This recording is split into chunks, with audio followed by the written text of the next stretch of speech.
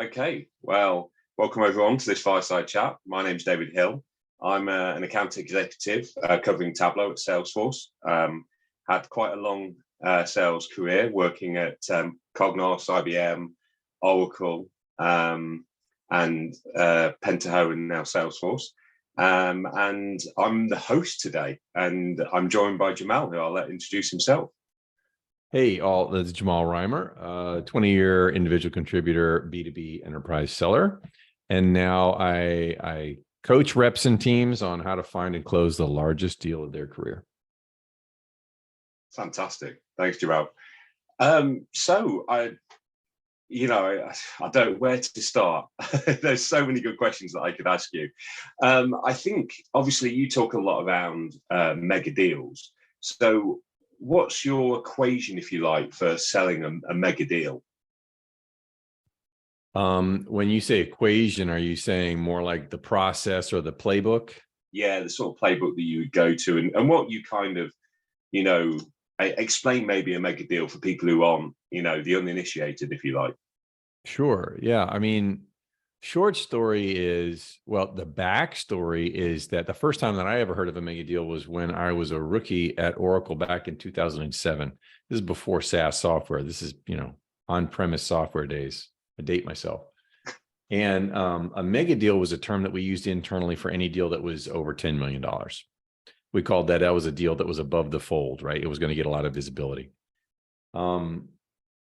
That was kind of the definition for me in my year, my 13 years at Oracle. But since then, I think that the term mega deal is much broader, and it can apply to all of us, regardless of what we sell, regardless of the capacity of the potential deal size of what we could sell as sellers. So I'm not of the mind to say a mega deal is a certain amount, deal size or greater, but I'm rather thinking of it as the jump from wherever we are or what our current average deal size is into something significantly bigger, 3x, 5x, 10x, what we're used to selling. That's a massive jump, and that would be a mega deal to any person in that selling reality. Got you. No, that makes sense. So I know in your book you talk about the fact that anyone can sell a mega deal. But what would you say, needs to be a good quality for a sales executive to have, and be gentle, because that might not happen, Yeah. The qualities of somebody who can do a mega deal. One, I don't know if it's a quality, but it's more of a mindset. That there's a big mindset difference. Let's just take an analogy of fishing. If you're of the mindset to go fishing with a fishing pole, you're going to catch a fish less than a meter for sure. Let's say a foot. But with that mindset, you're never going to catch a whale. You can't catch a whale with a fishing pole. So the method and the playbook and the way that you would go about and the team you would put together to go hunt a whale is completely different than what you would need for a fishing pole to catch a fish. So somebody who does a mega deal is going to be thinking like somebody who wants to catch a whale instead of who wants to catch a fish, if that makes any sense. Yeah, no, it does. And that kind of leads on to something else I was thinking, because when you talk about mega deals, and I've worked at Oracle too, there's different lines of business and things like that you have. By the way, you've sparked off two questions in my mind. I'll just warn you that now. Yeah. But obviously, how do you get people to kind of buy into that mega deal when you've got different lines of businesses and they might not get paid on some of the elements in your mega deal? How have you, do you set like a vision for the team? Do you create a little wolf pack? How do you do it? So you're clearly speaking about selling this internally. You're not talking about customer stakeholders now.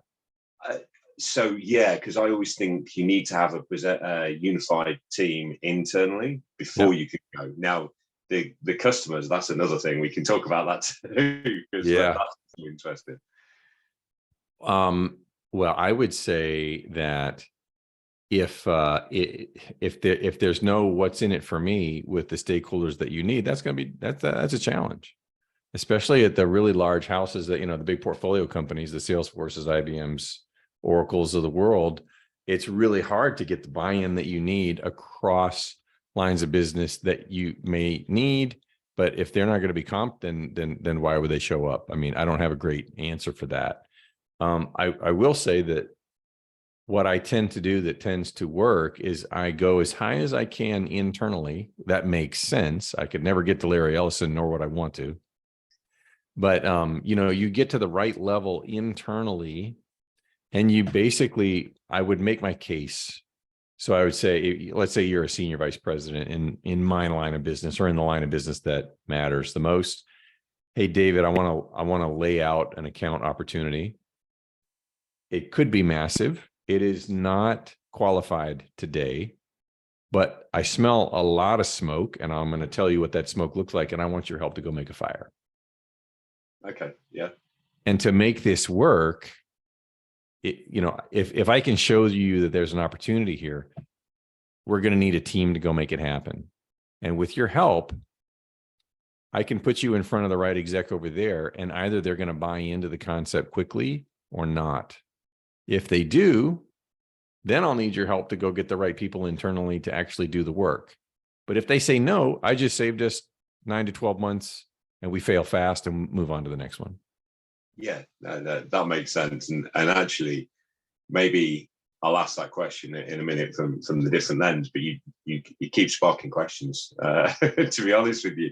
So it's getting that senior buy-in, because I'm finding that a lot of organizations, you talk about being trapped in run rate, being a run rate seller. And I find that some organizations are doing that. I've got friends at organizations where it's like, you've got to do 10 calls a week, you've got to put X amount of pipe in, et cetera, et cetera, et cetera. They're almost told that's the secret to success. It's a numbers game. So how would you change the mindset? There'll be people, hopefully, who'll listen to this in those sort of organizations. How would you advise them to change the mindset? Or is it just a case of go find a new company? It's somewhere in the middle. And what I mean by that is, I'm sure you've had some managers who it was probably not likely that you or anybody else is going to change their perspective on how to sell. And unfortunately, those folks are out there.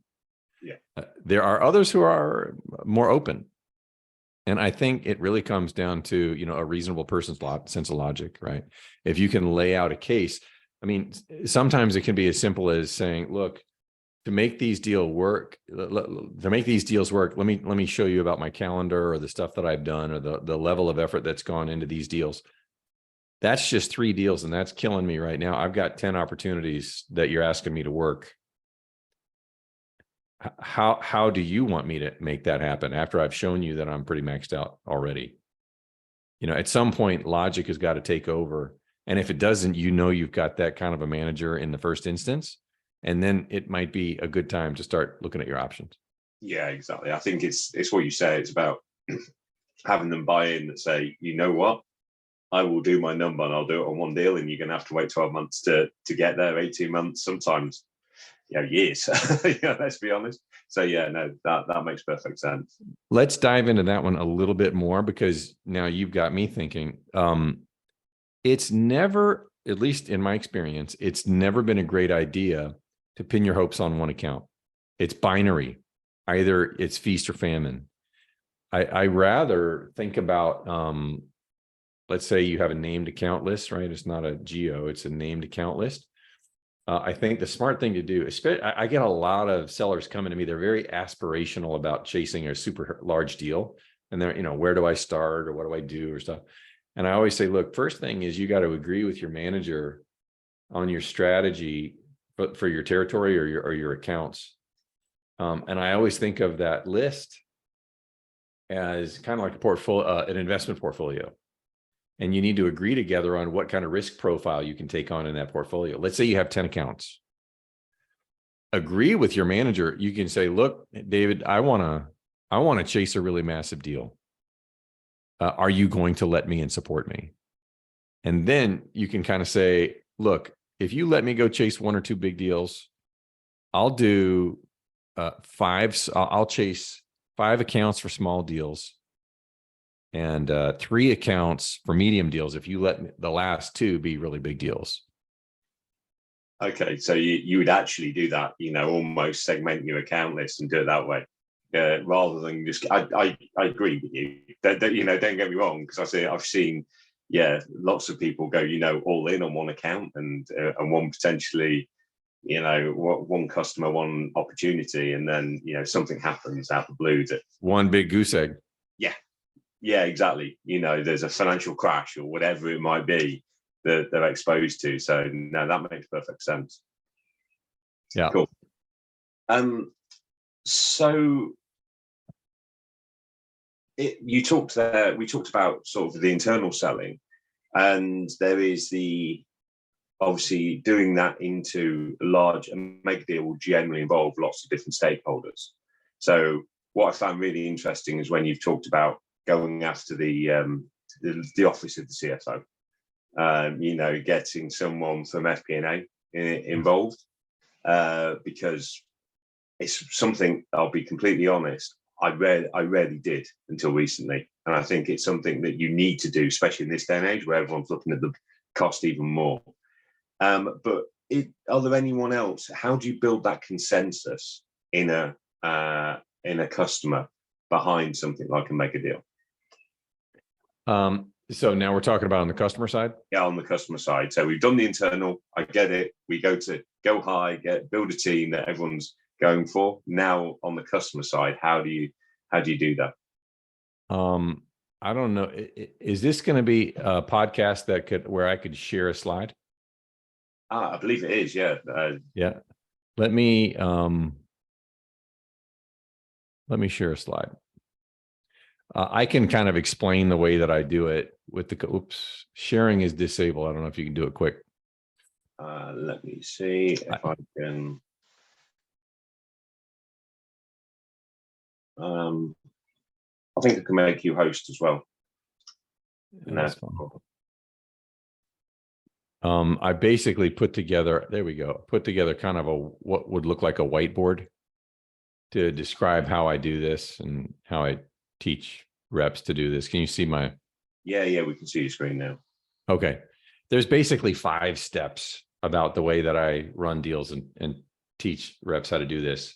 And you can't do this with all your accounts. It's just too labor intensive. This is what you do for your top 1 or 2 accounts.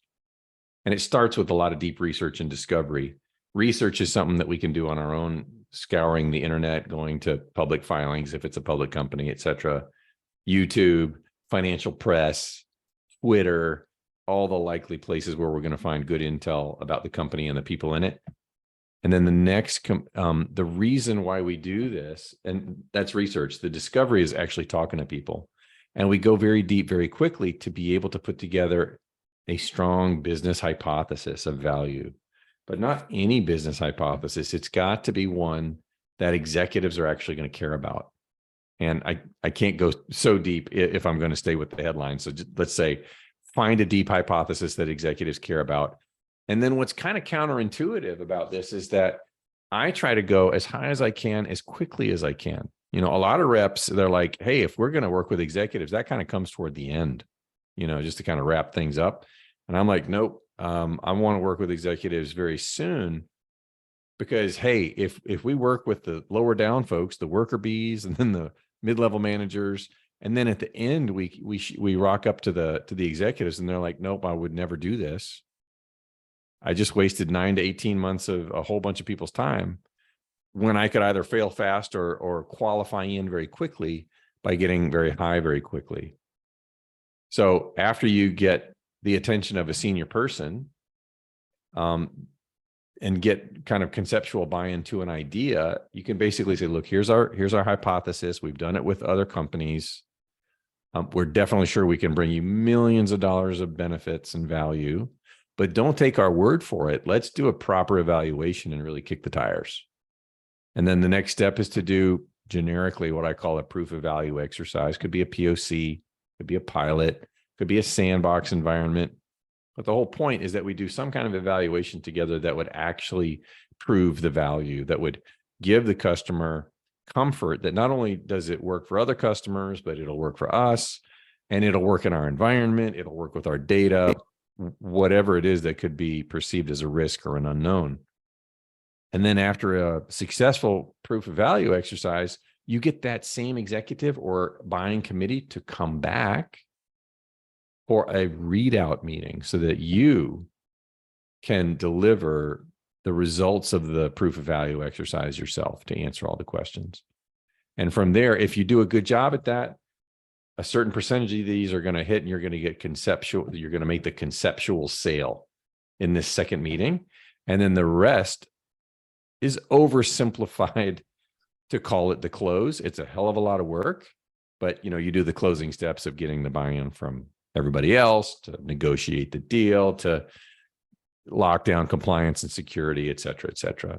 So those are kind of the 5 steps. Yeah, that's the easy bit. And procurement, that's so easy too. That's right. It's just water off a duck's back. Yeah, no, that's all good.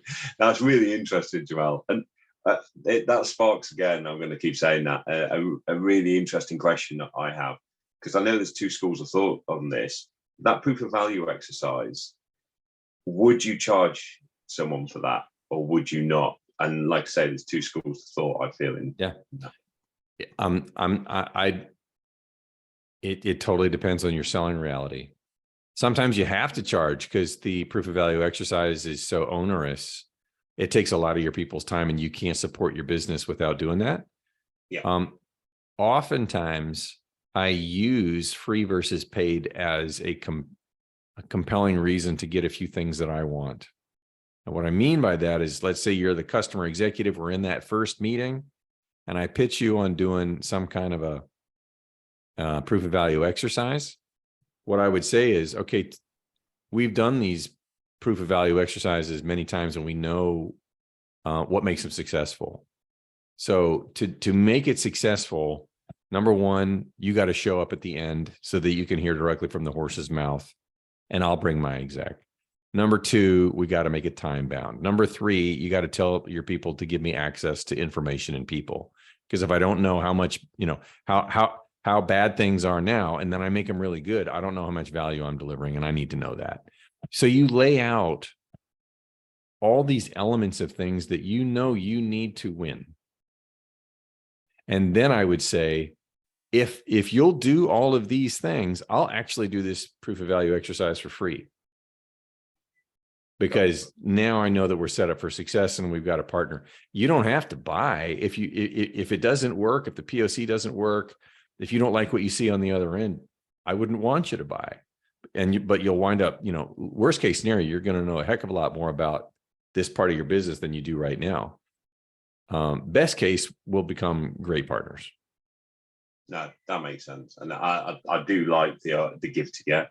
In that, yes, we'll invest, but you have to give to us to make sure that we're investing. Yeah, no, that makes perfect sense. So when you do that sort of thing and you talk about executive whispering, do you want to just give people an overview of what you mean by executive whispering, just in case they don't know? Executive whispering is just a sexy term I put on working with executives because it sounded good in the book. Yeah, okay. Yeah, no, but no, I mean, there's a lot more to it. That's a little tongue in cheek, but yeah. But I think of executive whispering as the art and science of working with executives on both sides of the table. And this came from a realization that I had from a few places. How are we doing for time? We got about 8 minutes before the half hour. So I call her my North Star. My North Star for mega deals is a seller named Marcy Akers. She was a senior seller when I was a rookie back in 2007, and she's still at Oracle. She left for a while, came back, and she just does mega deals for breakfast. She's just this amazing person that, nobody knows how she does what she does. But I caught up with her just a couple of years ago, and I was asking her, I was poking and prodding, how do you do what you do? And how did this, come about in your life and everything? And she said, Jamal, 2 things. One is I had to learn how to become comfortable being uncomfortable. That's a whole nother story. And the other thing, she said, I am a very needy seller. I'm like, okay, say some more about that. What is that? And she's like, I need all kinds of people to have roles to execute on things I cannot do. And I have no idea about how to do them. And so she was really good at building a team and putting them in the right places to shine, to do things that she could never do. She was leveraging other people within her organization. And pardon me for the sports analogy. I know we have too many of them, but I think most sellers are really bought into the idea that they need to be the star player on the field. When in actuality, some of the very best sellers remove themselves from the field and become the coach and deploy the best players for various segments of the game. That's really interesting. And actually, I can see some of the best sellers I've worked with doing that, very well. And especially their management, actually using management at the right time, and which is executive whispering. Yeah, no, exactly. Cool. So I think I don't want to end on this. So I'm going to ask this question now, and this one's coming. Is you can't have had a career in sales like yours without losing a few deals. So do you want to take us through a deal that you you lost, and was it any different? Was there any learnings from it, or sometimes you can do everything right and it just doesn't happen? Be good to know. Where do you want to start? I mean, I've lost way more deals than I've won, and some of them have been much bigger. I lost a $100 million deal. I've lost, tens of $1 million of deals. The biggest reasons why I can trace back why I lost really big deals, the big deals are done with executives. And I truly believe that doing large enterprise deals is simply a race to the top. Whoever gets there first and influences their thinking is the likely candidate to win, unless there are other influences like previous experience with another vendor, some kind of bias that's in place before the whole process begins, etc.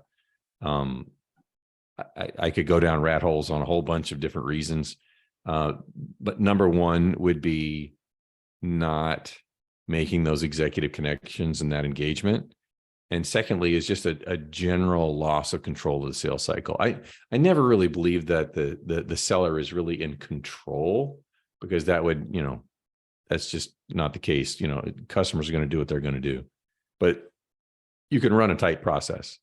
And when the customer leads you so much and what they want to do is so far away from what you need to do to win, when there's such a massive delta, the likelihood of failure is very great. And I've been there before, and I haven't been able to pull out of it, and then I'd lose the deal. Okay. Let's go on to a happier note now. So we can't end on that, definitely not. So what was probably the most challenging deal in your career that you won, and what was the compelling event that did it? It was the first one. It was the first really, really large deal, and that was the topic of the book that I wrote, Mega Deal Secrets. I was brought into an account during a renewal year for, a 3-year renewal for an existing customer. And the customer was very dissatisfied. We had just acquired the product that they were using. Oracle acquired the company that had that product. And as you know, every time an acquisition is done, a lot of the acquired people leave or they're fired. But these folks were just leaving. They wanted to work at a small company, not a big company. So they went to go find other small companies. And in that turnover, the service was just killed, for this one customer, and they were about to walk. But it was a renewal year. And so over those 9 months, we had an amazing outcome. It was the first mega deal I ever did. And we took them from 10 million to 50 million.